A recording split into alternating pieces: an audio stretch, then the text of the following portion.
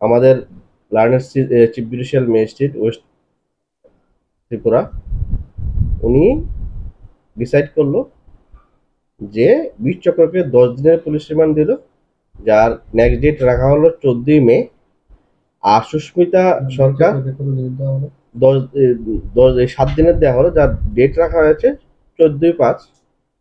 আর সুস্মিতা সরকার আর প্রদ্যুৎ ধরকে 3 দিনের দেওয়া হলো, যার ডেট দেওয়া হলো 10ই মে অ্যাকর্ডিংলি। আর যাদের যে বেল প্রার্থনা করেছে তারা বেল প্রার্থনা তারা সিজিএম ওয়েস্ট আগরতলা রিজেক্ট করলো।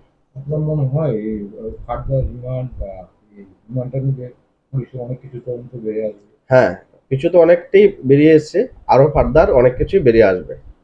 তার সঙ্গে যারা মানে মেন এখনো পর্যন্ত জড়িত তাদের কি মানে তাদেরকে পুলিশে চেষ্টা করছে তাদেরকে ধরে নেওয়ার জন্য।